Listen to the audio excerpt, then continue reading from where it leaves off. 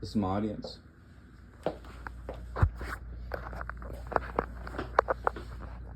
Imagine having conquered most of the known world by the age of 30.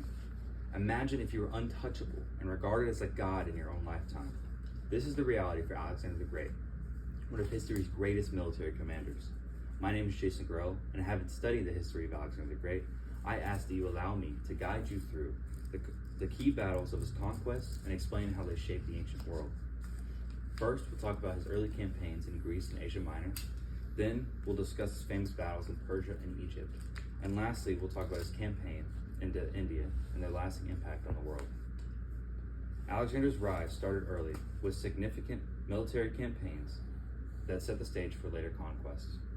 At only 18, Alexander had his first taste of victory at the Battle of Carina in 338 BC. He obtained this victory by personally leading a cavalry charge into the opposing Greek army, splitting their forces in half and giving the Macedonians the upper hand. Soon after this victory, Alexander's father, King Philip II, King of Macedonia, was assassinated, allowing for Alexander to rise to the throne at just the age of 20. After putting down some initial revolts, he crossed into Persia and defeated the Persian satraps, or governors in the area, in 336 BC at the Battle of Granicus. These victories gave Alexander complete control over Greece and allowed him to focus all of his resources and attention toward conquering Persia. In the Battle of Issus in 333 BC, Alexander had his first encounter with King Darius III. This battle, Alexander won again by personally leading a charge into the Persian line and breaking through. Once through, he mounted a horse and pursued King Darius. The king fled in a panic, leaving behind his daughters, wife, and mother.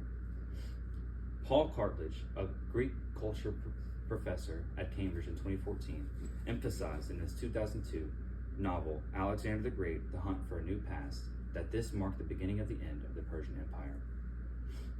After this victory, Alexander marched further east, and it came upon the island city of Tyre. Considering he had a land army, most would bypass this city, but Alexander ordered his men to dump sand into the ocean until it formed a bridge large and stable enough for them to siege the city. This bridge is still visible today and underlines the determination and thirst for victory that Alexander had.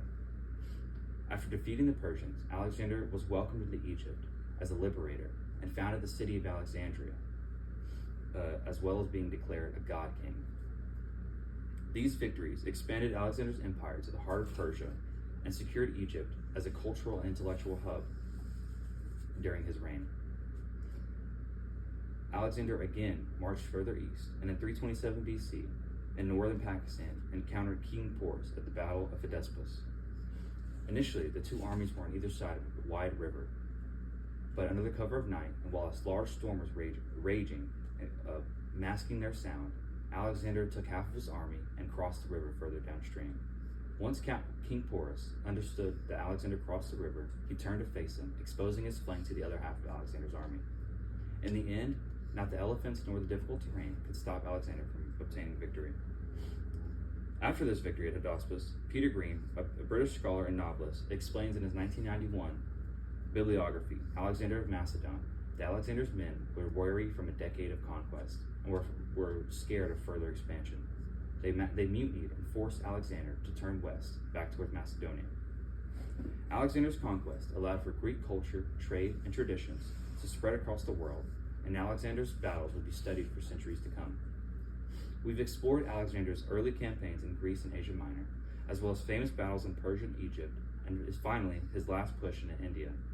We also saw his conquest spread Greek culture, influence, and reshape the ancient world into a new Hellenistic era. Though Alexander's empire collapsed shortly after his death, his impact on history is undeniable. His conquests created an empire and set the stage for the exchange of ideas and cultures that would shape the future. Thank you.